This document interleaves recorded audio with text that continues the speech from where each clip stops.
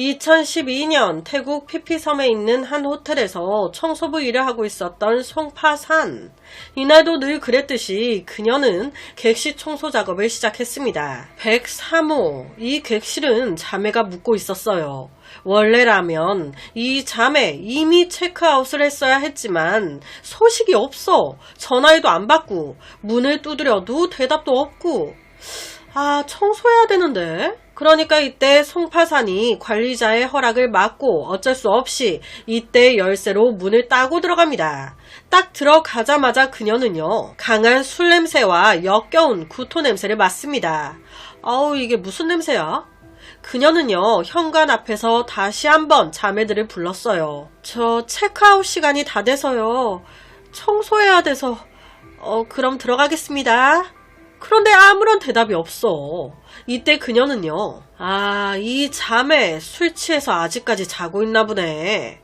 실제 바닥에 구토에 술병이 나뒹굴고 있었대요. 송파사는 정리를 시작했습니다. 제일 먼저 창문을 싹 다 열고 무심코 침대를 딱 쳐다보는데 두 자매가 다 침대에 누워있는 거예요. 한 사람은 정면으로, 한 사람은 엎드려서, 얼굴은 머리카락으로 덮여져 잘 보이지 않는 상태. 두 사람 다 이불을 덮고 있지 않았고 침대 밖으로 나와 있는 손발에는 푸른 반점이 있었습니다. 그런데 피가 나 있다거나 특별히 이상한 점은 보이지 않아서 늘 하듯이 청소를 시작했죠. 그렇게 한 10분 정도 지났을까요? 좀 이상한 거예요. 청소를 하면 소음이 나게 되잖아요.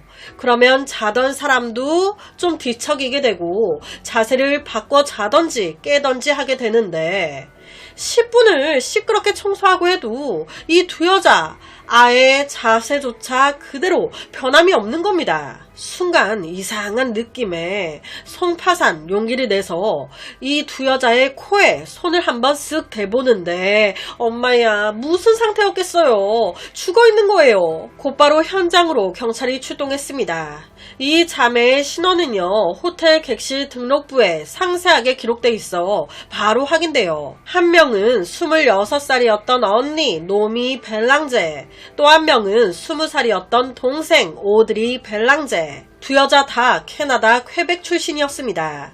너무 사랑스럽고 밝은 성격에 화목한 가정에서 자란 자매였어요. 태국 역시도 자매가 사이가 좋아 여행을 왔던 거였습니다. 그런데 기분 좋게 와서 이게 무슨 일이야. 사망해버린 거예요. 최초 시신 발견자인 송파사는요, 경찰 조사와 더불어 부검까지 한다고 하니 곧 사망 사인하며 모든 게 밝혀지겠다라고 생각을 했습니다. 그녀는 이 사건에 괜시레 마음이 많이 갔어요. 왜냐? 이 사망한 자매, 내 딸과 나이가 비슷해. 아이고, 불쌍해서 어떡하나. 이 송파산이 처음에 딱 이 자매 시신을 봤을 때 손발에 파란 반점이 눈에 띄었습니다. 중독 같긴 했지만 일반적인 식중독과는 좀 달라 보였어요. 여행을 온 거였기에 분명 몇몇 술집이나 거리를 돌아다녔을 겁니다. 그렇다면 어느 한 곳에서 음식을 잘못 먹었을 수도 있겠죠. 혹은 알레르기 있는 음식을 자기도 모르게 먹었다던가. 그런데 그렇다 하기에는 좀 이상한 게 이 두 자매 동시에 죽었어요.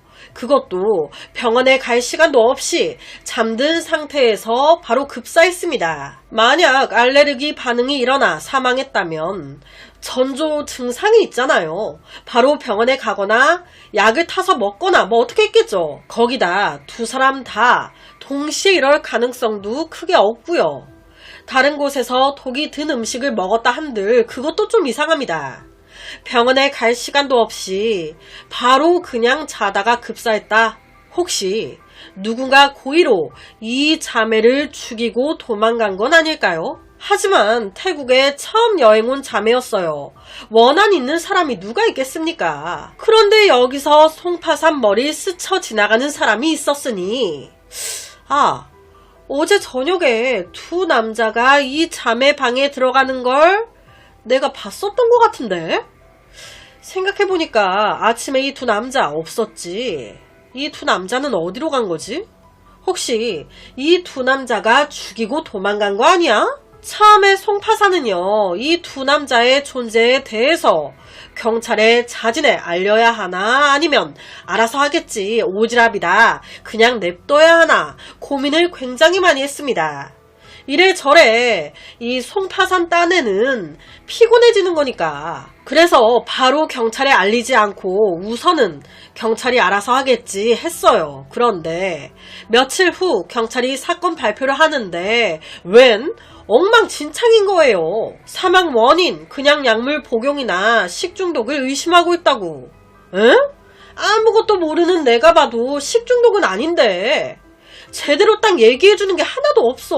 그녀는요, 이 사건이 이렇게 그냥 끝나버릴 줄은 몰랐습니다. 경찰이 그냥 이렇게 우야무야 마무리 지어버리려고 하니까 안 되겠다. 용기 내 경찰서를 찾아간 거예요. 송파사는요, 사건 발생 전날 밤 2명의 남자가 자매방에 들어가는 것을 봤다고 얘기했습니다.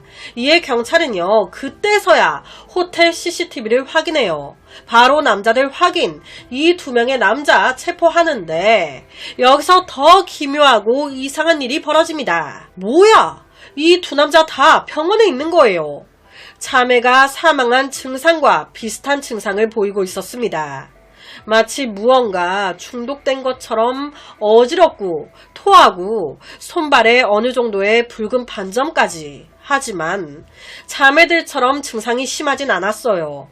만약 이 두 남자가 범인이라면 굳이 자기들까지 이 독극물을 먹을 이유는 없잖아요. 이 두 남자 역시 자기들이 죽이지 않았다, 억울하다 얘기합니다. 알리바이 역시 모두 확인돼요. 이들 말에 따르면 두 남자가 술집에 있다가 이 자매를 본 거예요. 같이 술 마실래요? 그렇게 호텔로 4명이 같이 들어온 겁니다. 놀다가 본인들은 본인들 숙소로 돌아갔다. 그런데 이상 증상 나오고 여자들은 사망한 채 발견됐다. 아니, 이게 지금 무슨 상황인 걸까요? 이 외 그녀들이 만난 사람은 딱히 없는데 기댈 건 부검밖에 없죠. 부검 결과 두 자매의 사망 원인은 인화수소라는 약물 중독으로 나옵니다. 인화수소, 포스핀이라고도 불리는 무색의 기체로 가연성이 높고 호흡하는 생물을 모두 죽일 수 있을 정도로 치명적인 독성을 가지고 있다고. 여기서 팩트는 기체라서 주변 환경이나 피해자의 체내에 아무런 흔적을 남기지 않는다는 거예요. 보니까 이게 화물 쪽이나 여러 곳에 소독용으로 좀 쓰이는 것 같더라고요. 소독용. 이게 팩트예요. 이 인화수소가 치명적인 것 플러스 뛰어난 해충 구제 효과가 있나 봐요. 그래도 사람한테는 위험하니까 태국에서 이거 인화수소가 포함된 살충제 쓰지 마라, 사용을 금지시켰는데 그런 말을 들어야지. 몇몇 호텔에서 싸다고 불법으로 인화수소가 들어간 살충제를 사용, 호텔 객실에 다 뿌리는 거예요. 소독하겠다고. 다른 거 쓰면 비싸거든. 이 인화수소가 실내에서 일정 농도를 초과해버리면 2시간 내에 사람이 죽을 수 있대요. 그런데 지금 이 인화수소가 이 자매 몸에서 나왔단 말이에요. 호텔이 용의선상에 오릅니다. 그리고 보니까 태국 몇몇 호텔에서 실제로 인화수소가 사용된 살충제를 쓰다가 사망사고까지 난 적이 있었네. 아니, 여행이라 함은 몸과 마음을 편안하게 즐기러 오는 건데 이렇게 머무는 호텔에서 독성이 강한 살충제를 사용, 놀러 왔다가 이렇게 사망해버리면 이거 얼마나 한스러운 상황입니까? 이 사건만으로도 태국 여행 오려던 사람들이 많이 발길을 돌렸죠. 그런데 웬일이야. 이 자매가 사망하고 일주일도 채 안 돼서 똑같은 호텔에서 묵고 있었던 한 관광객이 또 사망하는 사건이 벌어집니다. 60대 호주 여성이 태국 관광하다가 강도를 당한 거예요. 저항하다가 사망한 겁니다. 그러면서 이 호텔 완전히 블랙리스트에 올라버립니다. 이거 안 망하는 게 이상한 거 아닙니까? 누가 여길 오겠어요. 이렇게 모든 여론이 호텔 측을 비난하기 시작하는데 이때 갑자기 캐나다의 한 법의학자가 등장하면서 반전이 일어납니다. 이 캐나다 법의학자 왈, 자매의 죽음, 정확히 어떤 중독인진 모르겠지만 호텔이 치명적인 인화수소 살충제를 써서 죽은 건 아닌 게 확실하다 라고 주장한 거예요. 그 증거는 첫 번째, 태국 보고서에 따르면 호텔 규정에 따라 살충제를 뿌리더라도 그렇게 사람이 죽을 정도로 많이 농도가 짙게 뿌릴 수가 없다는 겁니다. 그리고 두 번째는 만약 살충제를 사람이 죽을 정도로 뿌렸다고 치자. 이게 103호 자매 객실만 이렇게 했겠냐. 이 방 저 방 다 소독한다면서 늘 이렇게 뿌려왔을 건데 그러면 왜 호텔 직원들은 멀쩡한 거냐. 게다가 사건이 발생한 날 밤 2명의 용의자 남성들은 두 자매와 같이 호텔 이외에 다른 곳도 많이 다녀왔다. 그곳에서 무언가 잘못된 것을 먹었다거나 무언가 있었을 수도 있는 거 아니냐. 나는 호텔이 고농도의 치명적인 소독 물질을 사용해 두 자매가 사망했다는 의견에 반대한다. 이런 캐나다 법의학자의 말에 몇몇 사람들은 반대 의견을 냈어요. 첫 번째로 지적했던 호텔 규정에 따른 농도. 규정 농도는 사람이 사망에 이르게 할 정도의 수치로 뿌리지 마라. 딱 용량이 정해져 있지만 실제 현장에서 더 많이 뿌렸을 수도 있는 거거든요. 사건 당시 현장의 농도를 측정하고 하지도 않았던 것 같아요. CCTV도 송파산이 남자 2명이 있었다고 하니 그때서야 확인했잖아요. 그리고 두 번째, 왜 호텔 직원들은 멀쩡한 거냐. 이거는 청소부가 객실에 머물 수 있는 시간 제한되어 있대요. 복도엔 인화수소가 포함된 살충제 뿌리지 않습니다. 청소부가 객실에 머무르는 평균 시간 절대 2시간을 넘지 않아요. 그러니까 특별한 증상이 없었던 거지. 그렇다면 도대체 이 사건 어떻게 된 걸까요? 경찰은 답답하니까 광범위하게 다른 관광지에서도 이런 비슷한 사건이 있었는지 조사하기 시작했습니다. 봤더니 엄마야, 이런 비슷한 사망 사건이 있는 거예요. 뉴스에 따르면 2009년 이후로 20명 이상의 서양 관광객들이 태국과 베트남 등지에서 이 자매처럼 기이하게 사망을 한 겁니다. 실제로 저도 이런 비슷한 사망 사건을 다룬 적이 있습니다. 나이 드신 부부가 여행을 왔다가 호텔 안에서 사망한 채 발견이 된 사건. 똑같이 구토 흔적이 있었어요. 사망 원인은 호텔에서 사용한 빈대 소독제였습니다. 태국과 베트남에서 유독 이런 사망 사건이 많이 발생했습니다. 왜? 이 두 나라 어떤 공통점이 있는 걸까?